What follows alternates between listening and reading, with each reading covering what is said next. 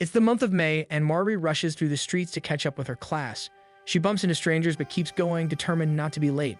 Along the way, she notices a human-like figure with the face and body of a dog. They are called beast folk. Lately, she has been seeing more of them, but with time running out, she focuses on getting to school first. At Yatsunoa High School, the instructor is already making announcements. He informs the class about the arrival of special status students, referring to the beast folk. He briefly explains their origin, stating that they are actually products of a failed experiment from years ago, making them a rare species. There are only about 3,000 of them in existence, all living in one area of Saitama Prefecture. Despite their differences, they are essentially like humans. Many even visit human society, so now they are given the chance to study alongside human students to better understand them. However, one student raises her concern, claiming that beast folk can be violent. The class also grows uneasy at this, but the instructor reassures them that only those who have passed strict government screening procedures are allowed to study with humans. Meanwhile, Marvi arrives at the school gates, but they are already closed. She quickly looks for another way in and spots a boy wearing the same school uniform. She learns that he got lost, which caused him to arrive late as well. To his surprise, Marvi throws her bag over the fence and begins to climb. She encourages him to follow her, offering her hand. Only then does she realize she is actually talking to a beast person.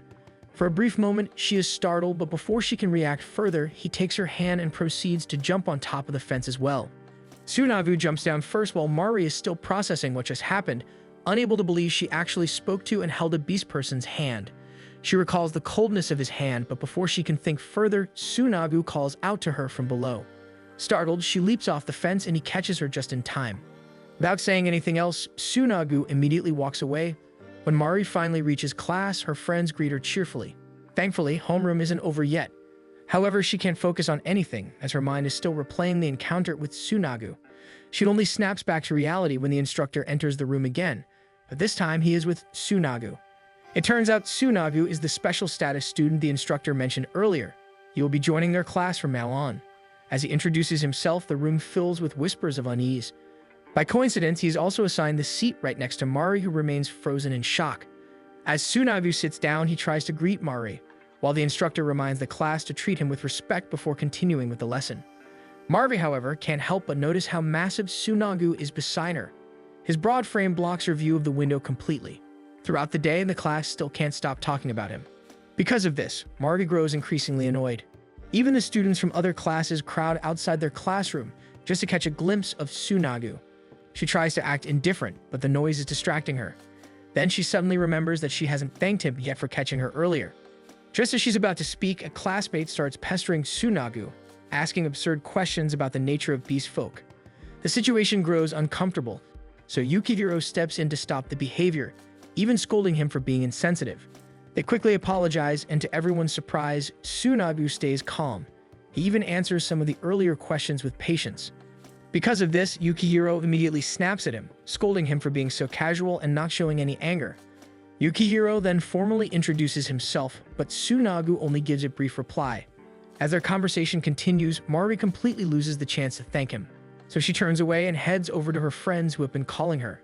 As the day goes on, Mari notices Tsunagu's quiet nature, which only makes her more curious about him. On her way home, she reflects on how normal and repetitive her life has always been, following the same routine day after day, until Tsunagu's arrival suddenly changed the view from her window. Lost in thought, she happens to spot him on the road. A group of guys is standing in front of him, blocking his way. They mock him openly, refusing to let him pass. Though he clearly just wants to go home, their relentless teasing continues. Instead of reacting violently as they expect, Tsunagu calmly steps onto the bridge railing and walks along it to get past them. But just as he's about to step off the railing, Mari accidentally blocks his path. Startled, he loses his balance and tumbles into the river below. The guys panic and flee the scene. Mari runs down toward the riverbank, blaming herself for Tsunagu's fall. Minutes pass and she still doesn't see him resurface, so she assumes beast folk can't swim. Without hesitation, she throws off her backpack and dives into the water to save him. But before she even reaches him, Tsunagu manages to climb out on his own. Once on land, Tsunagu realizes Marvi jumped in to rescue him, thinking his fall was her fault. He isn't upset, but he is clearly more concerned about her risking her life for him. As they talk, Marvi finally gets the chance to thank him for catching her earlier that day. To her surprise, Tsunagu's tail begins to wag uncontrollably like a dog. He admits he isn't used to receiving gratitude from humans, so he becomes flustered. When asked about the earlier incident, Tsunagu explains that he tries to stay composed when people mock him because if he loses control, they'll only see him as a monster. He doesn't want that, so he chooses patience. Just as he finishes and is about to leave, he suddenly sneezes in front of Mari. With this, Mari brings Tsunagu home with her and explains the situation to her mother. At first, her mom feels uneasy about having a beast person in the house, but she eventually agrees to accommodate him. As they enter, Mari and her mom quietly discuss Tsunagu. However, their concerns ease when they see him innocently playing with their pet dog. Marvin notices how gentle and sensitive he seems, even more so than most humans. Later, as Tsunagu prepares to take off his uniform, Marvi suddenly barges in. When she realizes he hasn't taken off his uniform yet, she's about to leave, but to her shock, Tsunagu casually strips right in front of her, exposing his half-naked body. Flustered, Mari washes his clothes, but her eyes can't help but notice his physique. Though covered in fur, his body is quite ripped. When she fails to reach for the detergent on the top shelf, Tsunagu immediately steps in to help. They end up standing very close and their noses accidentally touch, creating an awkward moment. With that, Marvi quickly excuses herself, leaving Tsunagu alone to take a shower. Both Tsunagu and Marvi are unsettled by the moment their noses touch. Nonetheless, both of them have their hearts pounding like crazy because of that interaction.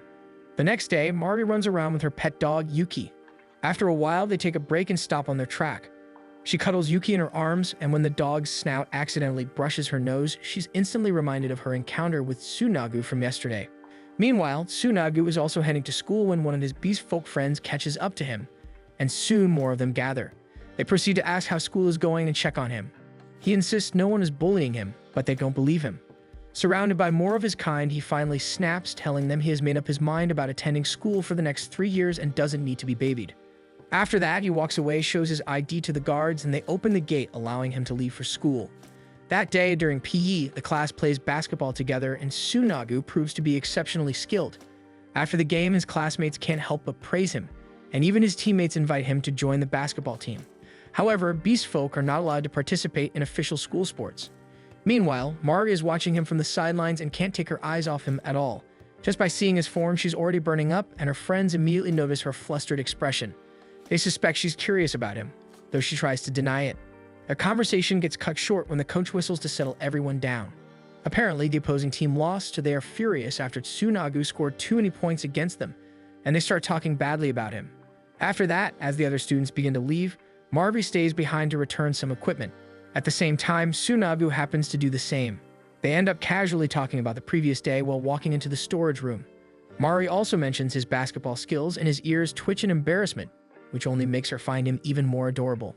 While she's lost in thought, a pile of sports equipment suddenly starts to fall toward her, and the storage room door slams shut.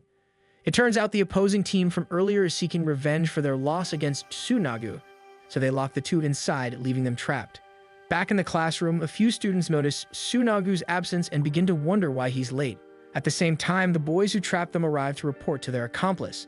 They laugh among themselves, even planning to throw away Tsunagu's textbooks while he's gone. In the storage room, Tsunagu quickly jumps in front of Mari, shielding her from the falling equipment. A support pole grazes his hand, but he ignores the pain and checks if she's alright. He then tries to open the door, only to confirm that the boys really did trap them inside. Concerned, Mari takes a handkerchief from her pocket and gently wraps it around his injured hand. While doing so, she notices once again how cold his hand is. Tsunagu explains that it's usually warm, but it gets cold at school because he feels nervous. As she tends to him, his tail starts wagging again.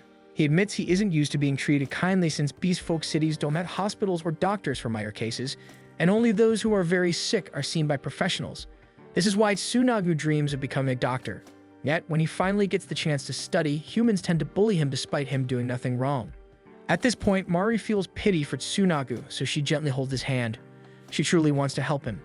She explains that if he's always anxious, it might affect his studies, so she offers to help, even if it's just by keeping his hands warm. She wants to do this because she considers him her friend. But the moment she says it, she hurriedly tries to make excuses, but in her fluster, she steps on the pole and slips. Fortunately, Tsunagu reacts quickly and catches her. Now they're suddenly very close, and Mari can feel his fur against her skin. Hearing Mari call him a friend deeply touches Tsunagu. Mari tries to hold his hand once again, but now it's not as cold. Then something seems to get into Tsunagu. He starts sniffing around Mari, recognizing the sweet scent he also smelled from earlier. He comes closer and starts growling because of this. Then he starts sniffing her neck until Mari is completely slumped onto the floor. Tsunagu seems unable to control himself. Marve is terrified, but he is so strong that she cannot move. His growling also intensifies, so she braces herself, afraid he will eat her alive. Tsunagu snaps back to reality when Yukihiro calls out from outside the door. He tries to move it, but it's jammed, and Yukihiro's persistent voice finally brings Tsunagu to his senses, causing him to release Mari at last. Mari exhales heavily while Tsunagu wags his tail uncontrollably and bites his own arm while trembling. Seeing the blood, Mari rushes to check on him, but he stops her, only apologizing for frightening her earlier. Moments later, Yukihiro manages to force the door open, only to freeze at the sight of Mari being there as well. Without saying much, Tsunagu walks past him, thanking Yukihiro before leaving quietly. Mari remains, still shaken by what happened. For a moment, it truly felt like Tsunagu had become a beast, but deep down, the touch of his skin and tongue didn't unsettle her at all. Back in the classroom, Tsunagu sits slumped on the floor, still trying to calm himself after what happened. That sweet scent had overwhelmed him, driving him to lose control and act on impulses he couldn't fully understand. The pleasure he felt was frightening, and he knew he shouldn't have such emotions. Staring at his bleeding hand, Tsunagu reflects on how Mari had still tried to help him, caring more about his injury than her own safety. Meanwhile, as Yukihiro walks beside Mari, he notices her unusual silence and asks what happened inside the room. Though Yukihiro trusts that Tsunagu wouldn't harm anyone, the situation still worries him. With this, Mari quickly assures him that nothing bad happened, claiming her heart is just racing.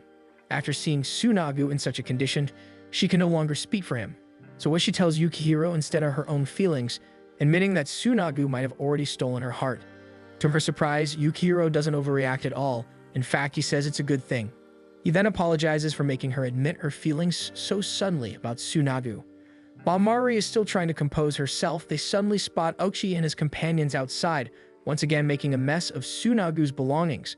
They're even betting on who can throw his textbooks the farthest. But before they can even act, Yukihiro jumps straight out the window and yells at them to stop. He confronts the group, demanding they apologize to Tsunagu for locking him in the storage room earlier. But Ochi and his friends are defiant. At that moment, Mari also jumps down to join Yukihiro. Ochi sneers at them, asking why they're taking Tsunagu's side. He argues that Tsunagu's varied presence disrupts the class's balance. Though his intelligence matches humans, his physical abilities far exceed theirs, which is exactly why they despise him. However, Yukihiro doesn't understand their fears at all. To him, having Tsunagu around makes life far more interesting, and even Mari agrees with this. Ever since Tsunagu arrived, her repetitive routine has changed completely. The thought excites her, as she feels she's changing too. Hearing this, Ochi glares at them and threatens that if they keep defending Tsunagu, they'll be treated the same way. He claims that once Tsunagu realizes how weak humans are, he'll end up eating them alive, which is why they have to get rid of him. With that, Ochi hurls one of Tsunagu's books toward the fence, but Mari leaps up and catches it midair while landing on top of the fence.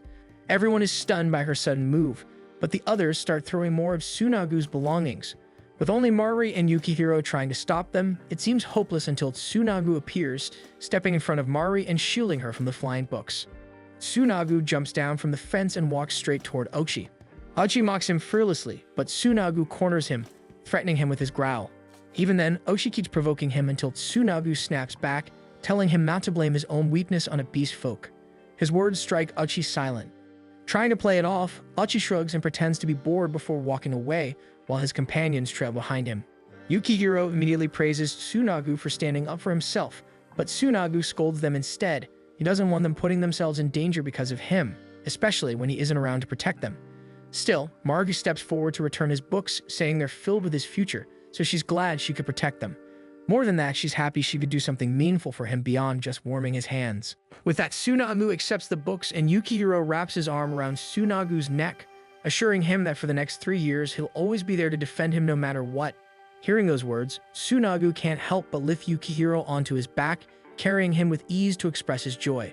The two start teasing each other playfully, laughing together while Mari can only watch from the side, getting a bit jealous as Yukihiro touches Tsunagu's soft, fluffy fur. Tsunagu admits that among all the humans he's met, he considers Yukihiro and Mari the best. Mari, however, insists that there are plenty of humans who think like them. Hearing this, Yukihiro suddenly comes up with a plan, which is to show everyone how harmless Tsunagu really is so he can enjoy school like a normal student. Mari is thrilled with the idea, even though Tsunagu hasn't agreed with them yet. Still, faced with their eager eyes, he can't bring himself to refuse. As they start planning, Tsunagu insists on excluding Mari. Yukihiro is confused at first, But Tsunagu shows him the wound on his arm and recalls the incident in the storage room, admitting that he can't be around Mari safely. His words leave Mari heartbroken. Later in class, someone tosses a crumpled piece of paper toward Mari. When she opens it, it's a doodle of her and Tsunagu from Yukihiro. But even then, Mari can't stop thinking about Tsunagu's words. It pains her to know she might not be able to stay close to him anymore. After class, they head straight to Yukihiro's house to talk about Tsunagu's problem with Mari. As they settle in, two curious kids peek through the doorway, trying to get a glimpse of Tsunagu. The moment his gaze meets theirs, they yelp in surprise, and Yukihiro quickly shoos them away before shutting the door. Finally, Tsunagu opens up. He tells them about the Forbidden Moon, also known as the Beast Folks mating season, which usually occurs between March and April, which is why their school year starts in May. During this time, beast folk experience symptoms including uncontrollable impulses, and even medicine can't suppress them, so it's something they must endure their whole lives. Yukihiro immediately connects this to what happened in the storage room, but Tsunagu shakes his head. He explains that he has never felt such impulses before. Since he's half human and half beast folk, he suspects his nature may be different. There's never been a recorded case of a product of a human and a beast folk, so they kept it secret. Mari can't help but find his story quite fascinating. With that, Yukihiro grows even more confused about what Tsunagu's real problem could be. Finally, Tsunagu confesses to pushing and pinning Mari down in the storage room and even reveals that he wanted to do more. Though he hasn't experienced the effects of the Forbidden Moon, he knows her scent makes him lose control, and he still doesn't know how to restrain himself. That's why he believes it's best to stay away from her to avoid hurting her again. While the two continue talking, Mari falls deep into thought, realizing that despite everything, she's relieved that Tsunagu's actions were only from instincts he couldn't control. Then, Yukihiro suddenly insists they should reenact the storage room scene, so he steps out and locks the door from the outside, leaving only Tsunagu and Mari trapped inside together. Tsunagu immediately panics, trying to talk to him and open the door, but it's sealed tight. Surprisingly, Mari agrees with Yukihiro's plan. After all, it could have been a one-time mistake. Mari decides they need to assess Tsunagu so they know where to draw the line between them. At that moment, Yukihiro finally understands that Mari truly wants to be with Tsunagu, otherwise she wouldn't have said he stole her heart. Suddenly, a loud thump comes from inside. It turns out Tsunagu has already pinned Mari against the door. He scares her off by saying that he might crush and eat her alive, but Mari does not give up so easily, so Tsunagu releases her, moved by how willingly she wants to help. Yukihiro grows anxious as well, and Tsunagu instructs him that if he ever hears him start to growl, he should stop him immediately. With that, the two inside begin their experiment. They start with a simple handshake, holding each other's hands for quite some time, but Tsunagu remains calm and composed, showing no signs of losing control. Seeing this, Mari suggests they try something else. Perhaps he could touch her head instead. Inside, Mari's heartbeat races. Tsunagu's hand is warm, yet he starts struggling to remain calm. Suddenly, she asks if she can touch him too, and he agrees. As soon as her fingers brush against his fluffy fur, she's instantly captivated. She accidentally tickles him, making them both flinch. Tsunagu admits that he can still smell the faint sweetness of her scent, but it's weaker now, and he can still control himself. With this, Tsunagu's trembling hand reaches to touch her neck. Mari stiffens at this, but she doesn't move away. His hand grows warmer as he pets her gently, until he suddenly starts trembling uncontrollably. Tsunagu feels off even when he's just behaving normally, so he lets go of Mari. But as soon as he lets go, he grabs her aggressively once again, embracing her in his arms. Deep down, Mari knows she loves Tsunagu now, but then Tsunagu starts growling. He pins Mari down on the bed and starts sniffing around her. Mari tries her best to calm down, thinking Tsunagu will be able to control himself, but the growling only intensifies. Hearing this, Yukihiro is about to open the door, but the sound Tsunagu is making scares the kids, so they try to stop him from going in. Inside, Tsunagu is already starting to tear at Mari's uniform, while Mari tries to think what might have caused his behavior, suspecting that maybe it's because she got too drawn to him. Soon, Tsunagu is smelling her entire body and biting it gently. He smells the scent growing sweeter. Looking at her, Tsunagu feels torn as he doesn't want to hurt Mari, yet he can't suppress his growing desire either. He keeps sniffing around her, and Mari realizes how things might end if this continues, so she quickly acts, pushing Tsunagu away. She calls out to him, pleading for him to calm down and reassuring him that he can restrain himself until her voice finally reaches him, and Tsunagu regains control. Just then, Yukihiro also bursts through the door, finding Mari covering herself with Tsunagu's coat while Tsunagu faces the wall, clearly distressed. Yukihiro hurriedly asks if they figured out what triggers his reaction, but Tsunagu scolds him for being so late, prompting an apologetic bow from him. Afterward, Yukihiro checks on both of them. Mari recalls what happened and explains that Tsunagu tried his best to fight his instincts. Regardless, they conclude that as long as they keep a safe distance and communicate normally, nothing serious should occur. But deep down, Mari knows his symptoms are bound to resurface no matter what. When asked if they can still be a trio, Tsunagu hesitates, afraid he might hurt Mari again. Still recalling Mari's words to him, he begins to hope that he can learn to control himself. Though he doesn't want to risk putting Mari in danger, he also refuses to run away from her, so they agree to continue spending time together at school. However, Tsunagu sternly warns Yukihiro not to pull such a dangerous stunt again. That night, while taking a bath, Mari can't help but wonder if she's truly the reason Tsunagu keeps losing control. She considers whether it might be her voice or her attitude that triggers him. Yet every time she thinks of him, her heart stirs and her cheeks grow warm. Forcing herself to calm down, Mari reminds herself not to let her emotions show, otherwise Tsunagu might end up suffering again. When she steps out of the bath, she overhears her father talking about the increasing number of beast folk in his workplace. Her mother immediately comes to their defense, but Mari stays quiet. She opens the fridge, grabs a drink, and retreats to her room. Lying on her bed, her thoughts circle endlessly around Tsunagu. There aren't many human establishments that allow beast folk to work. It almost feels as if they belong to a different world. Mari wonders if being in a relationship with one would be seen the same way. Though beast folk think and feel like humans, their instincts are different. So Mari convinces herself that falling in love with one must be unacceptable. Just then, her phone beeps. It's a message from their trio's group chat. Yukihiro invites them to lunch tomorrow, and Tsunagu quickly confirms. Mari's heart skips a beat at the sight of his reply. Gathering her courage, she decides to send Tsunagu a private message instead of replying in the group. It's a simple goodnight, but her fingers tremble as she presses send. At that moment, Tsunagu is studying when her message appears on his screen. The single word makes his tail wag uncontrollably. It's only been a few days since he left the walls, yet so much has already changed. Glancing around his room, he blushes as memories of Mari surface. Her voice, her concern, the way she helps him regain control whenever he loses composure. Still, he reminds himself that she's human, and he must not forget that. The next day in class, Ayano drops her notebook, and Mari quickly picks it up for her. She's about to start a conversation when Ritsuka arrives, holding a muffin and inviting them to share it. But Mari already has plans. Yukihiro is calling her from across the room for their lunch together. When Mari turns to her friends, they're already eating, watching her suspiciously. She tries to invite them to eat on the rooftop, but they refuse, saying they don't want to be around Tsunagu. Still, Ritsuka hands her a bag of muffins to take along. Surprisingly, they don't seem angry about her spending time with him, just curious about why she's so interested. Ritsuka even teases her, asking for all the romantic details. Flustered, Mari denies it and quickly walks away. Once she's gone, Ritsuka sighs, uneasy about Mari's behavior. Ayano shrugs it off and hands Ritsuka her notebook, asking her to read the story she wrote. Ritsuka teases her for still writing by hand, making Ayano snatch it back. Meanwhile, on the rooftop, the trio discusses how Tsunagu can better integrate into their class. It's not something that can happen overnight, so they decide to take it slow. Tsunagu seems uncertain about such a simple plan, but Yukihiro lightens the mood by joking that he could push Tsunagu around school in a cart, an idea Tsunagu immediately rejects. As the two banter, Mari finds her gaze drifting towards Tsunagu. She can't help but admire his features, wondering how he manages to eat so neatly despite his sharp teeth. When he suddenly looks up and catches her staring, Mari quickly averts her eyes, insisting it's nothing. Later, as they share their food, Yukihiro groans in frustration. He's struggling with a lesson he can't grasp. With the proficiency test coming up, failure could cost him his spot in the sports club. To their surprise, Tsunagu understands the material easily, so he spends the rest of the break patiently tutoring both Yukihiro and Mari. That's when they realize just how intelligent he truly is. When the test day arrives, the class focuses intently on their papers. Once the results are posted, everyone rushes to the bulletin board, and to everyone's surprise, Tsunagu takes the top spot. Both Yukihiro and Mari are stunned.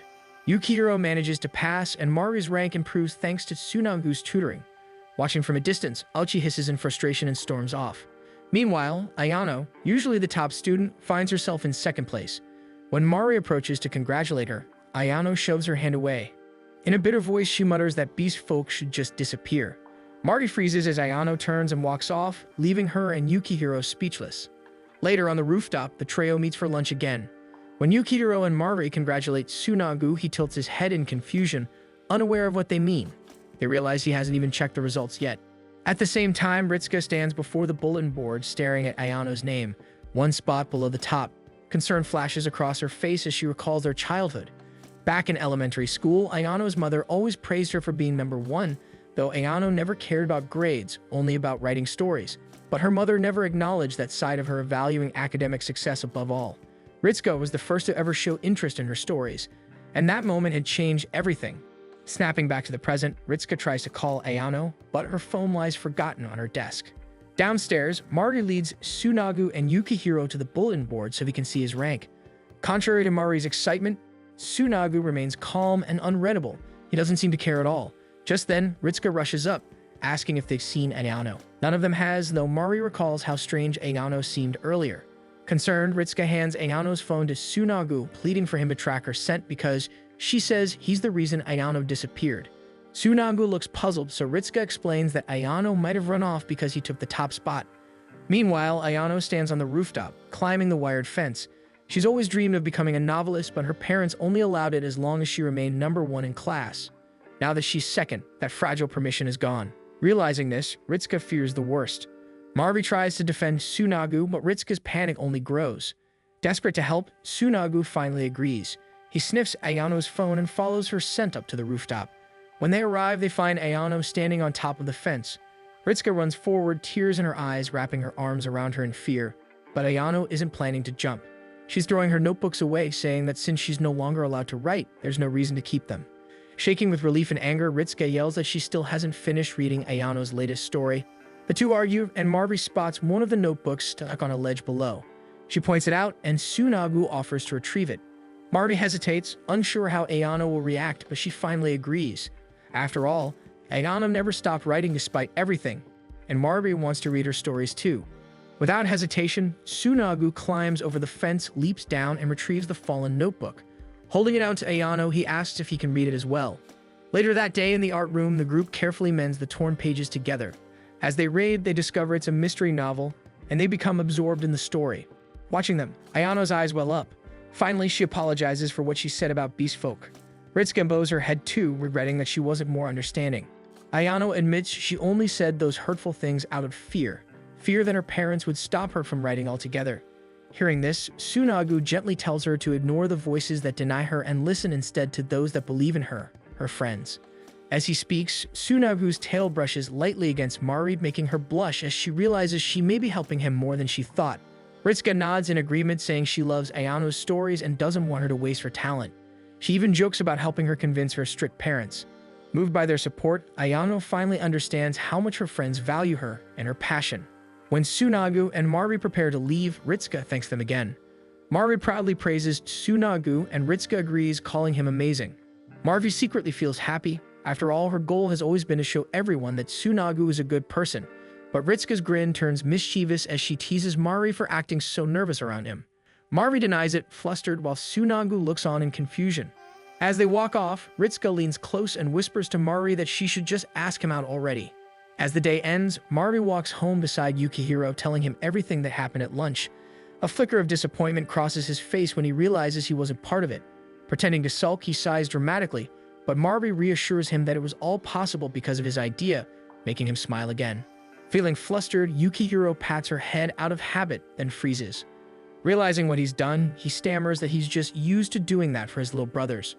Mari laughs, and for a moment, he wants to say something but holds back. Instead, he picks up the trash, saying he'll take it out before heading to practice.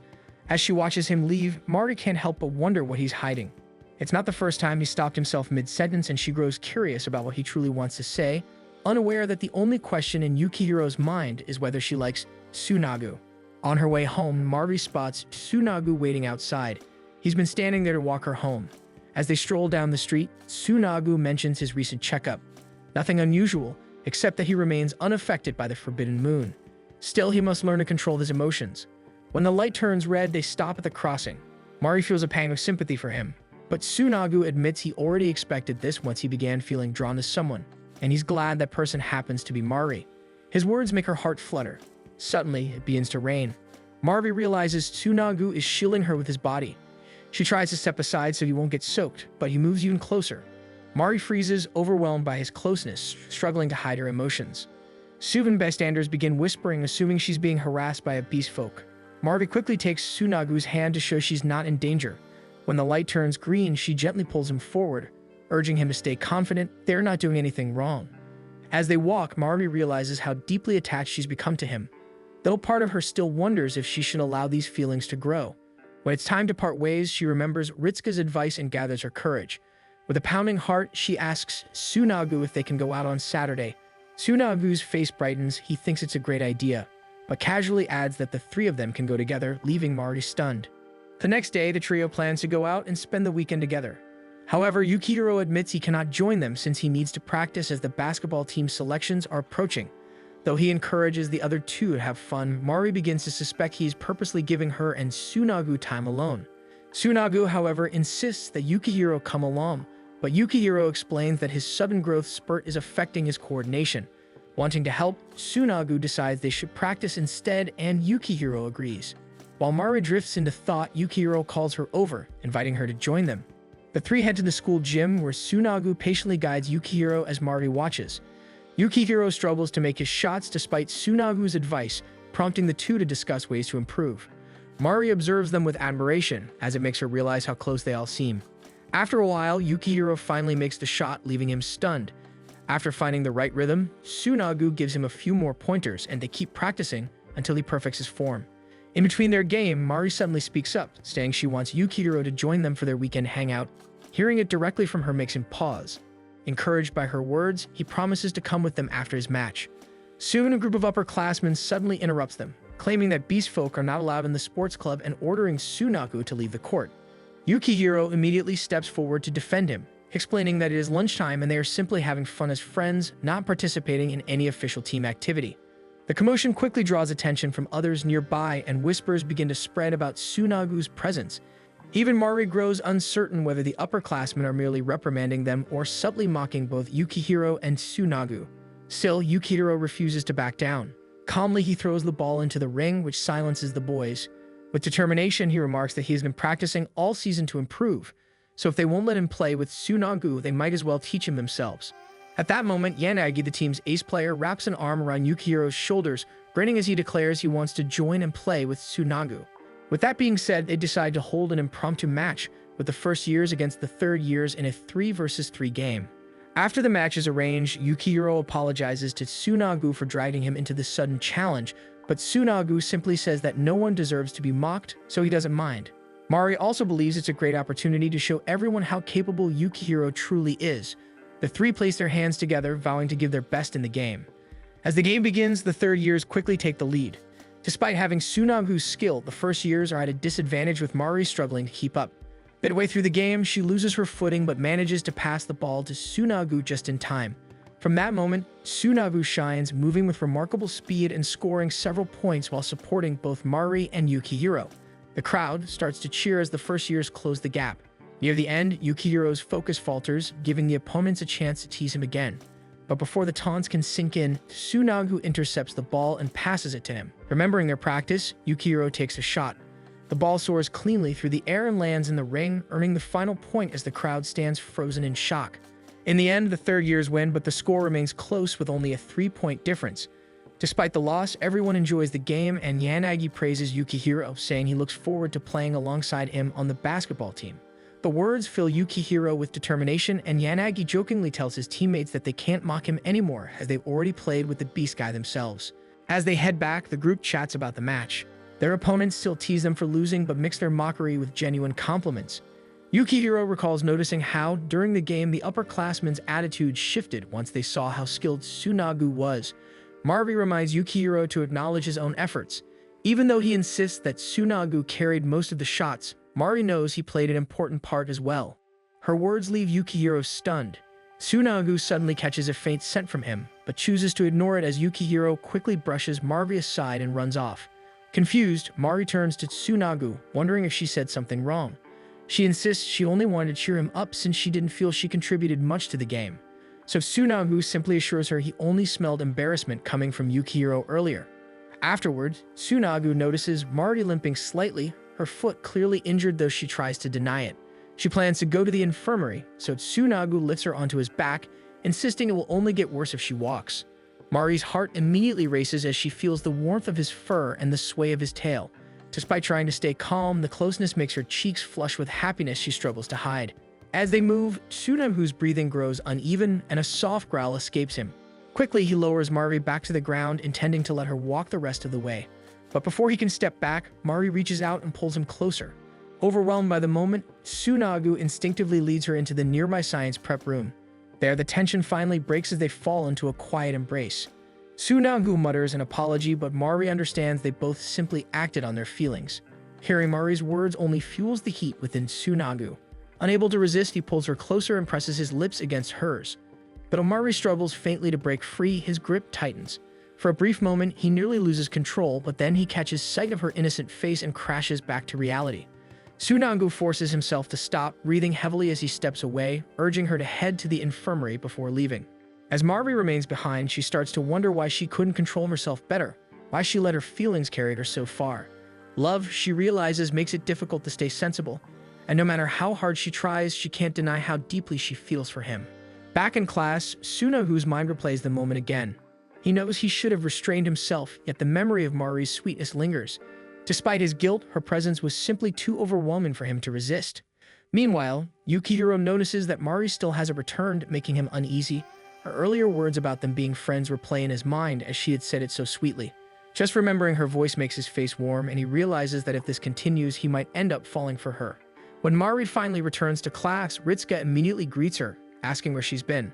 Mari explains she went to the infirmary, and Ritsuka happily tells her she took notes in her absence. Hearing this, Yukihiro approaches her to ask what happened, but Mari quickly reassures him that it's nothing serious. Relieved, he simply tells her to speak up if she feels unwell again. As everyone settles into their seats, Tsunagu quietly checks on Mari as well, though his tone remains cold. As night falls, Yukihiro messages their group chat to finalize plans for their weekend hangout. However, they soon discover that beast folk like Tsunagu have limited access to places outside when it's not school days, which frustrates everyone. Reading the messages, Mari feels a pang of guilt for him. Her thoughts drift back to their earlier kiss, and she buries her face in her pillow. Thinking back, Mari has always tried to act normal around Tsunagu, hiding her feelings. Yet the more she tries to suppress them, the stronger they grow. When she glances back at the chat, they all agree that the only places they can freely visit are the school grounds and the library. Just then, Yuki suddenly shows up in front of Mari, so she remembers the dog run beside the library. The next morning, they arrive at the dog run, surrounded by playful dogs that instantly amaze both Yukihiro and Tsunagu. While the two talk, Mari soon arrives with Yuki, prompting Yukihiro to greet her cheerfully. Tsunagu, on the other hand, mentions that it's nice to see Yuki again.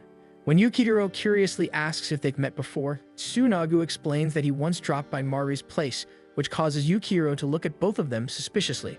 As Tsunagu plays with Yuki, Mari quietly watches him with admiration. The people around them start whispering, and many comment on how adorable and fluffy he looks. To everyone's surprise, Tsunagu quickly becomes the center of attention, and even he seems a little embarrassed by it. While roaming around, Mari bumps into her friend Midori, who remarks about her being with a beast person. Misunderstanding her sentence, Mari instantly grows defensive, but Midori only smiles, explaining that she was once saved by a beast person in a tunnel. Like Mari, she finds them kind and fascinating. As the day goes on, the trio plays freely in the dog run. Yukihiro comments on how nice it feels to hang out somewhere peaceful for a change, and Tsunagu agrees with him. When both Mari and Tsunagu start calling for Yuki, however, Yukihiro feels slightly awkward as their shouts sound a bit too much like his own name. With that being said, they decide to start calling each other by their first names. Mari feels nervous about it at first, but Yukihiro encourages her to say his name out loud, and so she does. When it's Tsunagu's turn, she becomes unexpectedly excited to call him by his first name, but to her dismay, Tsunagu says he'd rather keep addressing her by her last name. This leaves Mari speechless, unsure how to respond.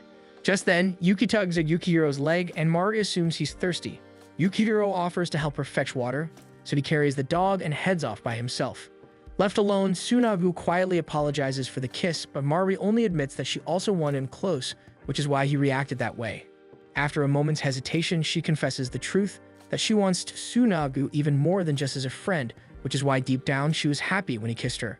Tsunagu gently pulls Mari aside, leading her to the back corner of the library where no one can overhear them. Hesitantly, she admits she feels like she's only causing him trouble and thinks it would be better to keep her distance, even if it means staying just friends. To her surprise, Tsunagu confesses he feels the same. In that space, they share a bittersweet moment. Both know they care deeply for each other, yet reality stands in their way. Tsunagu pulls Mari close, admitting that he wishes they could live as normal human students, but they both know such a future is impossible. Meanwhile, outside, Yukihiro returns from fetching water, only to discover that Mari and Tsunagu are nowhere to be found. At the back of the library, Tsunagu begins to growl softly, forcing himself to release Margit from his arms. He knows they can never be like ordinary lovers, yet Mari refuses to stop loving him. Unlike Tsunagu, who has already accepted the weight of others' judgment, she still holds on to hope. Mari believes that in time people will learn to understand and accept them. For now, she decides to keep her distance. Still in her heart, she swears their bond will remain like an invisible thread connecting her to him. Hearing her words, Tsunagu feels his heart tighten as if Mari has broken through the walls built around it. Her sincerity is something so precious he wants to protect. Though they both wish to keep loving each other, reality pulls them back, reminding them they need to return. They promise to act as if nothing happened, to keep things normal between them.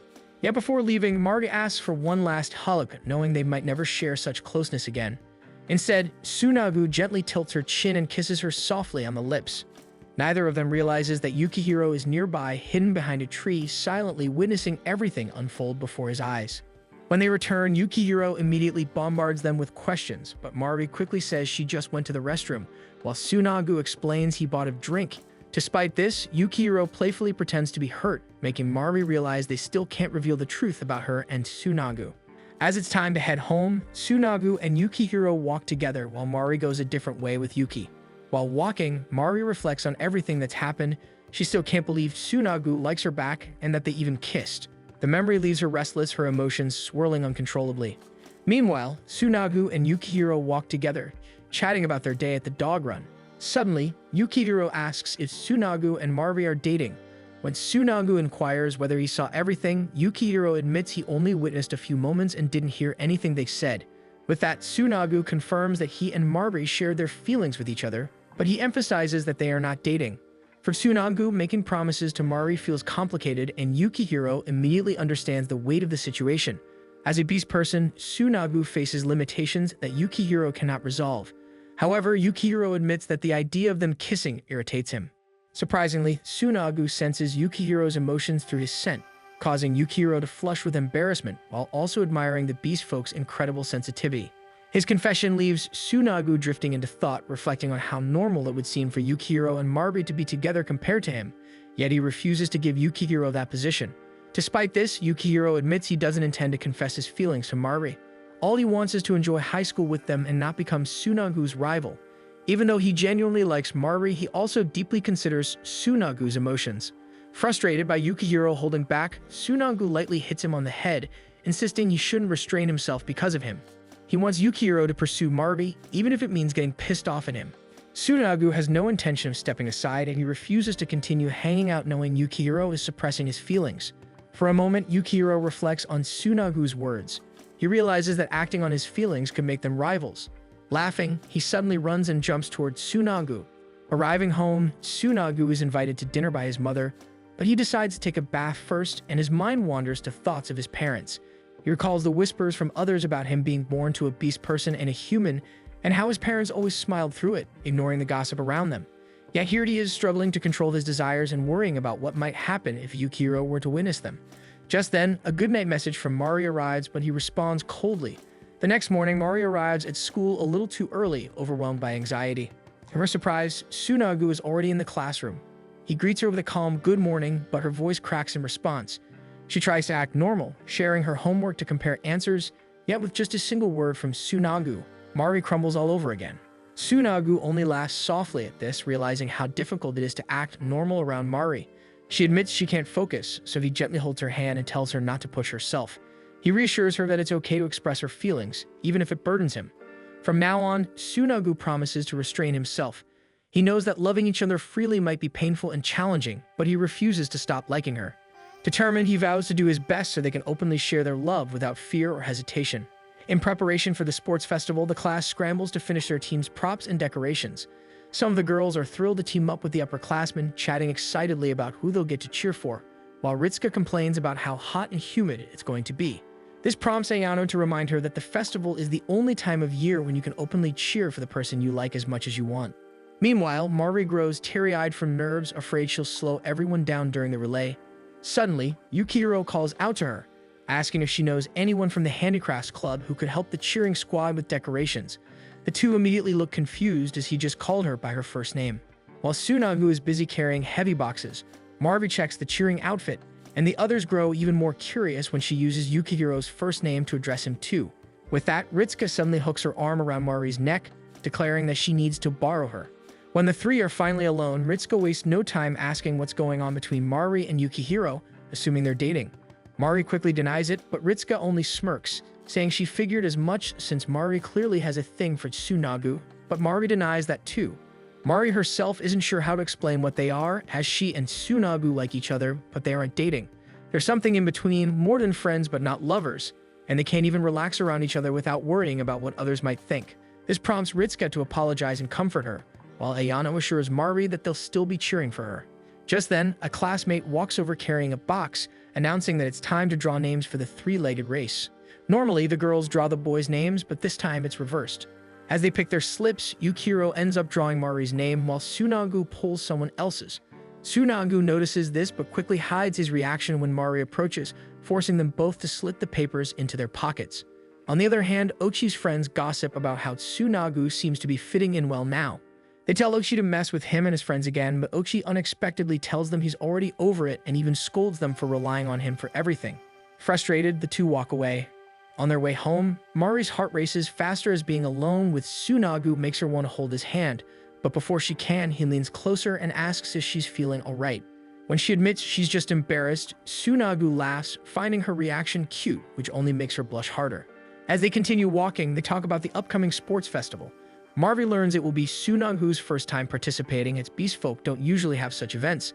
Excited, she tells him she's looking forward to it with him, but Tsunagu falls silent, remembering the draw lots earlier when Yukihiro pulled out her name. Then he takes something out of his bag, a new handkerchief. He explains he bought it to replace the one he stained with blood before. When she asks if he picked it out himself, Tsunagu only wags his tail, which already answers her question. Marvi smiles softly as Tsunagu pats her head while people pass by them on the street.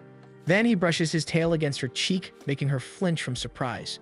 Marta can't help but grab his tail as they start running across the road together, pretending she's just practicing how to hold the baton for the relay. The next day at the sports festival, everyone is having fun participating in the games. Mari and her friends watch from the sidelines as it's time for the race where Tsunagu is competing. She knows how much he runs, but the other teams still complain about him joining, though the decision was already approved. From afar, Marvi cheers for him. Besides Tsunagu, Ochi grumbles loudly, wishing for Tsunagu's downfall and even threatening to trip him. Still, Tsunagu doesn't back down. He simply points out that he's only racing for fun, especially since everyone else backed out. Seeing Oshi's irritated face makes Marvi and Yukihiro laugh quietly. As the two cheer for Tsunagu, he glances their way and gestures playfully at Marvi before the race begins. The moment it starts, Tsunagu dashes forward with incredible speed, leaving the audience stunned. He creates a massive gap between himself and the other runners, crossing the finish line almost instantly, which even the stopwatch can't catch his time. As he sits down to rest, the overwhelming cheers echo loudly in his sharp ears, so Mari rushes over with a towel and gently covers them, congratulating him on his win and assuring him that everyone's just cheering for him. Still, she advises him to seal his ears properly.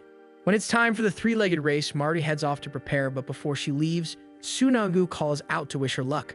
Soon after, faint whispers reach him again as people start gossiping that Mari is flirting with him even though they are supposed to be a trio, so he simply tightens the seal over his ears once more. The next game is about to start, so Yukihiro calls out to Mari for them to start preparing. Yukihiro bends down to tie their legs together while also assuring her they'll do great. However, Mari seems distracted as her gaze is still wandering towards Tsunagu, who is now chatting with Ritsuka. Noticing this, Yukihiro suddenly pulls her closer to him, saying she should focus on him and nowhere else. After all, he's been looking forward to this event since being paired with her. When the race begins, they take off in perfect rhythm with Yukihiro's arm wrapped securely around her shoulders, crossing the finish line first. Breathless, Yukihiro quickly congratulates her, and they share a high five that causes their hands to touch. Then he thanks her for matching his movements so well. At that moment, Marty realizes that what he said earlier was meant purely about the race and not her feelings, so her cheeks burn with embarrassment. However, the audience starts whispering again when they see Tsunagu and Tauri at the starting line. Their height difference is quite huge, and it's obvious Tauri is nervous because she's smaller, slower, and being paired with a beast person makes her even more self-conscious. Feeling her unease, Tsunagu gently tells her to just run her own pace and to lean her weight on him if needed. Though hesitant, Tauri nods and agrees. As the race begins, Tsunagu wraps his arm around her to steady their rhythm, which makes Mari feel slightly uneasy. But as they continue running, Tauri gradually relaxes, realizing Tsunagu's pace naturally matches hers. Soon, they cross the finish line in 4th place, and Tauri beams with joy as it's her first time ever placing in the competition. In that moment, she realizes how kind Tsunagu truly is. The next game is the cheering competition, and Mari heads to their classroom to grab her spare towel when she accidentally bumps into Ochi. Ochi's friends, trailing behind, immediately call her the Beast Guy's chick and start teasing her as if hinting at something, but Ochi quickly interrupts them as they need to talk to him, so they leave and Mari is left confused.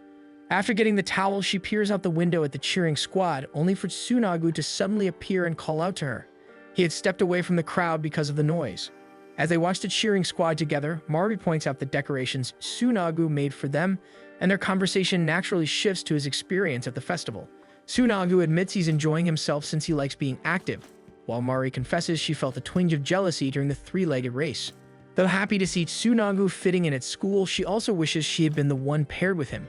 In response, Tsunagu closes the curtain and pulls her into a hug. There, he admits he feels the same way toward her. Though they feel the same thing, Tsunagu admits his feelings are a bit impure, especially because he can still smell Yukihiro's scent lingering on Mari after the 3-legged race. It bothers him more than he wants to admit, and he leans in closer, unable to calm down. Mari doesn't realize Tsunagu can pick up other people's scents on her. But when he brushes against her with his snout, they are so close that Mari begins to worry someone might walk in and see them in such a compromising position. With that, Mari quickly stops him. Just then, echoes from outside reveal it's suddenly raining, and students rush under the tents for shelter. Tsunagu apologizes for touching her, but Mari quickly shakes her head as if it's nothing. As they walk back, Mari reflects on how surprising it is to learn that another person's scent can stick to her. This is something she can't sense, but clearly makes Tsunagu anxious.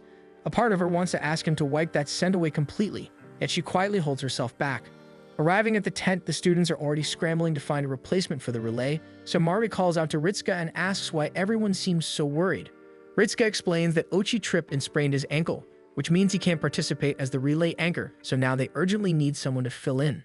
Mari looks at Ochi's injury, wondering how he managed to sprain his ankle. He's also covered in dirt, which makes her recall how fine he looked when they ran into each other earlier, and she starts to feel suspicious. Meanwhile, the team keeps discussing possible solutions. No one wants to take the anchor position, making it even harder to find a replacement. A few classmates suggest that Yukihiro step up, but he immediately refuses. To make it worse, the coach approaches and announces it's almost time, yet they still haven't chosen an anchor. The class begs for more time while bawling their eyes out. Then, Tauri shyly raises her hand and suggests that Tsunagu could take the anchor position instead. Everyone stares at her in surprise, but the idea quickly starts to make sense. When they asked Tsunagu if he's okay with it, he doesn't refuse and even jokes that he can do it if they don't mind taking first place. His confidence draws loud support from his classmates, who admire just how reliable he is. With this, their classmates begin agreeing that Tsunagu should be the anchor, while the coach reaches out to the other teams to negotiate the idea. Soon, cheers fill their tent for Tsunagu, but Mari's eyes drift toward Ochi, who is sitting silently in a corner. She approaches him and asks how he sprained his foot. Ochi says that after they separated in the hallway, those two beat him up. Mari is immediately startled, but Ochi quickly follows up, saying he's just joking. Still, Mari can't tell whether he really is joking or not. Ochi clearly doesn't want to talk further and urges her to line up for the relay already. Before she leaves, Mari reminds him not to hide his pain alone, and he is left reflecting on her words. When the relay begins, murmurs about a beast guy running spread among the other teams.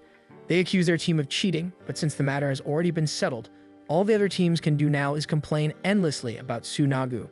Tsunagu is still unsure about their decision, but the entire class has already agreed to make him the anchor, and everyone keeps cheering his name. Yukihiro and Mari also stay beside him, giving him quiet encouragement to push through with the relay. When the race begins, the opposing team continues to complain loudly about Tsunagu, accusing their class of cheating. Mari hears every word and starts worrying that all this noise might be affecting him. But before she can dwell on it, Yukihiro begins closing in to hand her the baton. Mari grips it tightly and dashes forward with all her strength while her classmates are shouting support from behind. Hearing their voices rise, she feels certain that their cheers are reaching Tsunagu as well. As Mari closes in, she spots Tsunagu waiting at the end of the line, and her determination sharpens. He isn't just helping them out, he also becomes the person everyone relies on. Once she reaches him, she quickly hands over the baton. The moment Tsunagu accepts it, the crowd erupts in loud cheers. Mari can't help but think it's funny how her classmates only cheer for him at times like this, yet they're completely counting on him. Sure enough, Tsunagu hears every bit of their support. The second the baton touches his hand, he takes off with incredible speed. Everyone is so stunned that even the opposing team falls silent, watching in disbelief. Tsunagu blazes down the track until he reaches the finish line, securing victory for their class. The crowd bursts into celebration as Mari and Yukihiro immediately rush over to congratulate him, and soon everyone else joins them. Heading home that day, their team is overjoyed with the results. However, Mari notices a girl nearby panicking about asking her crush out. The sight makes her envious as romance always seems to bloom during events like this. It hits her that she wants to see someone too. So she turns around and runs back to the classroom, silently praying he's still there. But before she reaches the room, familiar voices from below stop her. Yukihiro and Tsunagu are at the washing area, rinsing the mud off their bodies. Seeing them there, Mari feels as if her wish has been granted. Tsunagu notices her and points it out to Yukihiro. The three of them chat briefly about the last game and how their class completely dominated it. Tsunagu is about to head out, but Yukihiro stops him, aiming the hose in his direction before splashing water right in his face. Mari runs down while Tsunagu sputters in surprise and Yukihiro bursts out laughing. Soon enough, the two start a playful water fight. Watching them completely drenched, Mari's heart flutters and she can't help but laugh softly. After that, they head to the home economics room where there's a dryer they can use to warm up. Mari goes ahead to ask for the key, leaving Yukihiro and Tsunagu alone. The two start joking around and their conversation drifts to everything that happened today. Yukihiro talks about how fun it all was and asks if Tsunagu feels the same. But before Tsunagu can answer, Yukihiro's phone starts beeping. He opens it to discover it's his brothers messaging him about food, which reminds him he was supposed to make dinner tonight. Realizing he still needs to shop, Yukihiro panics and starts running off while apologizing. Tsunagu chases after him to return a proper goodbye. Before Yukihiro leaves, Tsunagu admits he also enjoyed today despite all the disappointment. Yukihiro just laughs and says they're in the same boat. As Yukihiro walks away, he reflects on Tsunagu's words. Deep down, he knows something has shifted ever since he drew his lot for the three-legged race. Just then, Yukihiro runs into Mari, who has successfully borrowed the key to the home economics room. He quickly explains that he needs to take care of something and has to head home early. Realizing this means Tsunagu will be alone with her, Mari grows flustered, trying her best to hide it, but Yukihiro immediately sees through her. Deep down, part of his disappointment today comes from knowing Mari's eyes have only ever been fixed on Tsunagu. With that, Yukihiro steps closer and gently pins Mari against the wall. The closeness makes her tense, but to her surprise, he simply tells her she has mud in her hair. He advises her to stay still and leans in to remove it. Mari is stunned he even noticed, so Yukihiro admits that it's because he's always watching her. Suddenly, Ochi arrives and catches them in that close position. He bluntly asks if they're dating, but they both immediately deny it, though Ochi doesn't seem convinced at all. With that, Yukihiro decides to continue on his way. Before leaving, he reaches out and gently pats Mari's head, leaving her completely speechless. On his way home, Yukihiro reflects on what just happened. He curses Ochi for interrupting, yet admits to himself that he needs to get a grip as he's been far too greedy lately. The three of them are supposed to enjoy their school life together, yet he keeps wishing Mari would look only at him while still supporting Tsunagu in everything. The thought makes him pause, wondering what it is he truly wants from all of them. Back at school, Ochi continues pressing Mari with questions about Yukihiro, but she keeps denying, which leads him to point out that it's only natural for a human girl and boy to end up together rather than a girl and a beast. Mari insists that a human and a beast folk can be together, but Ochi argues it's nearly impossible. He tells her the wall between their kinds has stood for centuries, and no matter how well they get along, that wall will always remain. If both kinds can't even look each other in the eye, then being in a relationship would be even harder. Ochi suggests they should just keep pretending to be friends. However, Mari wants more than that. Soon, Tsunagu arrives and finds the two of them alone. He immediately takes Mari by the shoulder, and Mari, who is already on the verge of tears, looks up at him. Assuming he must be freezing from the cold, she panics. Tsunagu then turns to Ochi and calmly asks if he still has anything to say, but Ochi simply lets them go. As they walk away, Ochi remains firm in what he told her, even as he notices Mari's hurt expression. When he glances up again, he even sees the two holding hands, which only frustrates him more. Inside the room, Mari begins drawing Tsunagu's fur while Ochi's words echo in her mind. She knows the wall between humans and beast folk is real, and everything around them seems to make it harder to ignore. Suddenly, Tsunagu leans in, asking what Ochi said that left her looking so pained.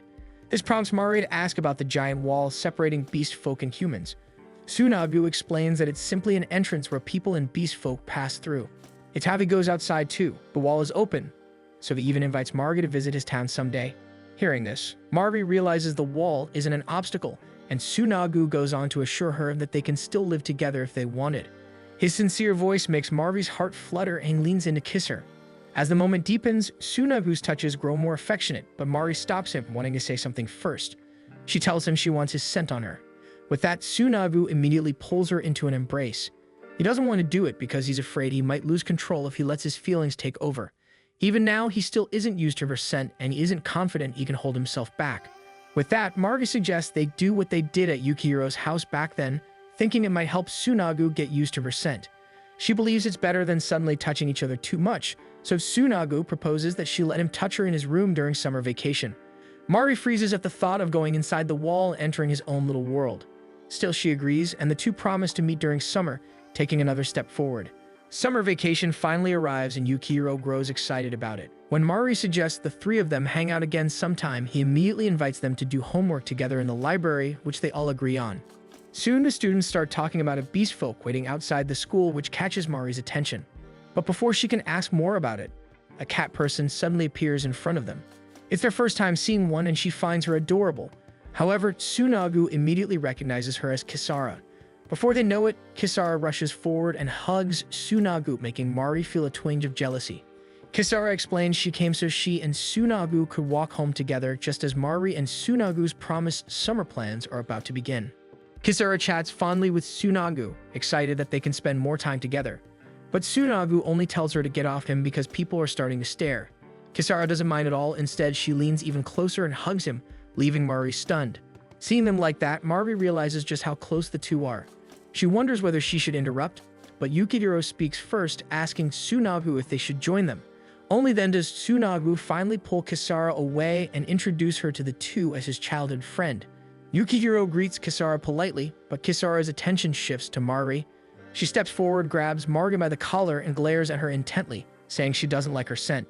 Her grip tightens as she declares she can sense Mari has strong feelings for Tsunagu. But before she can finish her sentence, Tsunagu quickly covers her mouth the moment she says his name. As Tsunagu reprimands Kisara, Mari grows anxious.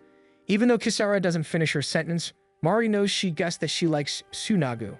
What unsettles her most is how easily Kisara sees through her. When Tsunagu bids goodbye to his friends, Yukihiro agrees they should leave too, especially with students starting to gather around. Still, Kisara's tense gaze never leaves Mari until she and Tsunagu eventually walk away. Afterward, Mari and Yukihiro grab ice cream and talk about what happened. Neither of them had any idea if Tsunagu had a childhood friend, and though Kisara looks adorable, Mari admits she was scared of how she growled at her. Yukihiro is also disappointed they didn't get a chance to hang out properly, and Mari feels the same. They end up joking that the two of them stand no chance against Tsunagu's childhood friend. Deep down, Mari feels a sting of sadness as she won't be able to see Tsunagu for a long time, and they never even talked about their promise to meet again, not after what Kisara said. On top of that, the students who witnessed the scene probably assumed she likes Tsunagu too. So she just stood there frozen as they walked away like a perfect pair. Suddenly, Yukihiro gets an idea. He suggests that the two of them hang out instead. Mari agrees, but she can't think of anywhere to go. That's when he suggests the ocean. Yukihiro explains that the best cure for frustrating feelings is the ocean, but their minds are still thinking of Tsunagu, wondering if he ever set foot on the ocean before. Yukihiro takes off his shoes and walks along the water, calling Mari to join him. She hesitates for a moment before preparing herself and stepping toward him as well. As she approaches, she asks if he's planning something. Yukihiro admits he is, then gently grabs her hand, explaining that Kisara made it seem like going home with Tsunagu is a given for her. They both know they can't offer Tsunagu that same thing, so instead, Yukihiro decides to show him what he's missing. He pulls out his phone to capture the scenery. Mari insists they shouldn't be competing for Tsunagu's attention, so Yukihiro says it's nothing serious and continues with his plan. As he frames the shot, he tells Mari to scoot over a little. To her surprise, Yukihiro is actually taking a picture of both the sea and Mari. With that, Yukihiro tells Mari to position herself, and though she follows, her cheeks are burning. But what startles her more is when he casually mentions he's sending the photo to Tsunagu. Mari panics, steps back in shock, and nearly slips into the water until Yukihiro catches her just in time, pulling her straight into his chest. They stay frozen for a moment before Mari whispers that she felt something soft on her foot. Yukihiro guesses it might be a sea cucumber, and possibly the poisonous kind. That sends Mari bolting again.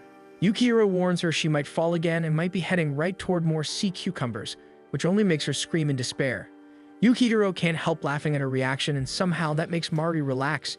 After a brief pause, she bursts out laughing freely, and Yukihiro lifts his phone to snap the perfect shot with Mari glowing with joy.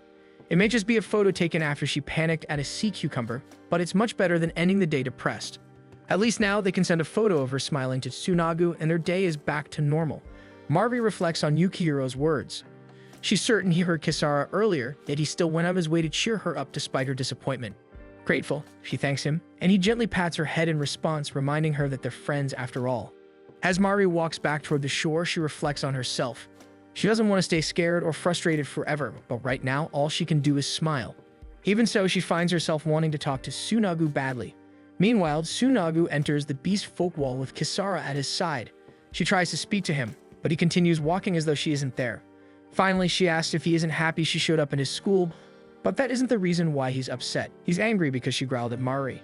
Kisara admits it, insisting it was only because of Mari's scent. She can even smell it on Tsunagu as if Mari is marking him, something which she feels is wrong. But Tsunagu stops her words, covering her mouth as he explains that he was the one who marked himself to Mari. He only calls Mari his friend so others won't react the same way Kisara did. Kisara's voice softens as she realizes Tsunagu has changed completely.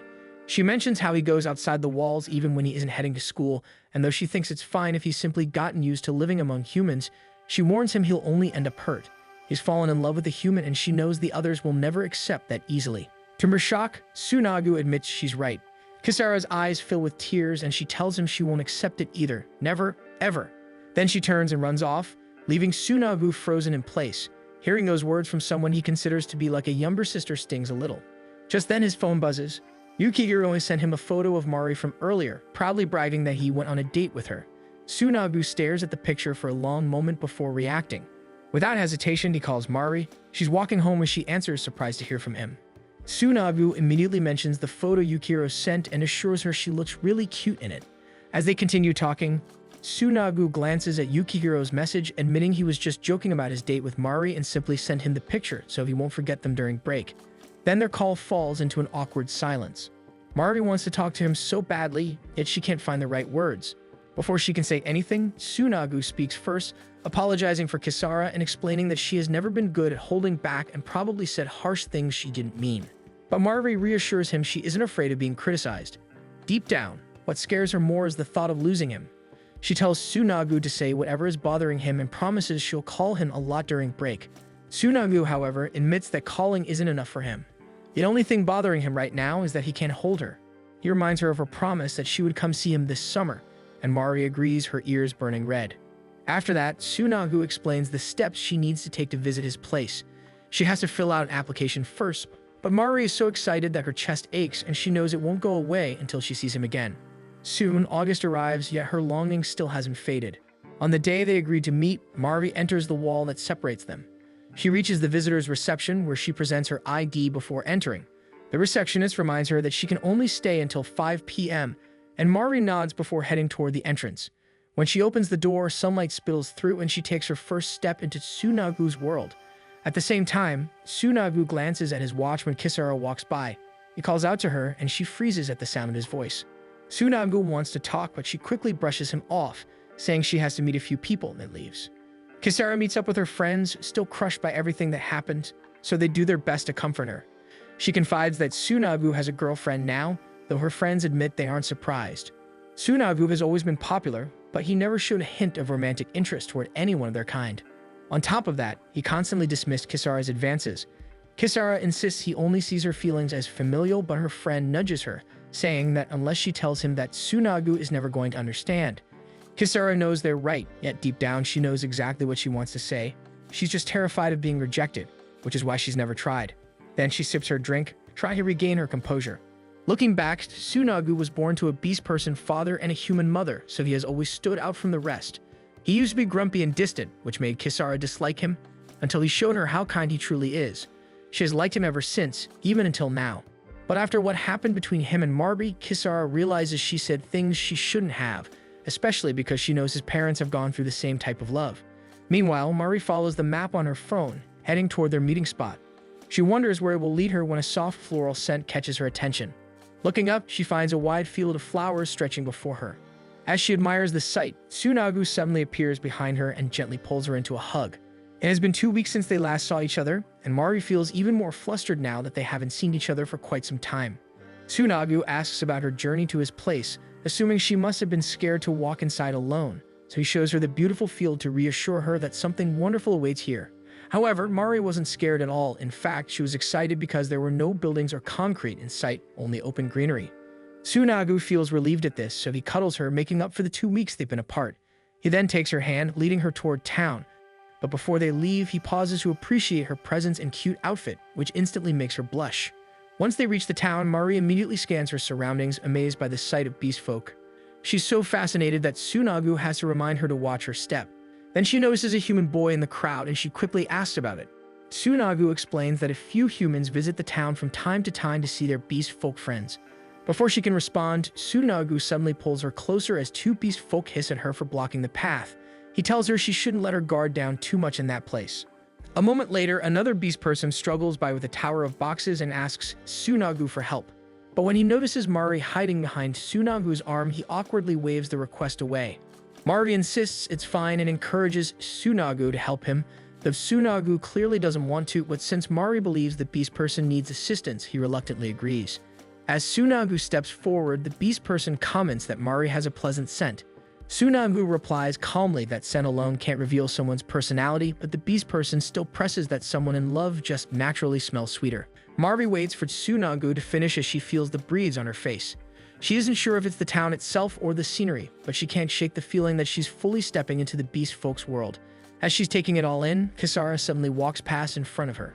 She halts mid-step the moment she notices Mari, and the two of them lock eyes. Thanks for watching. Make sure to subscribe so you don't miss new episodes every week.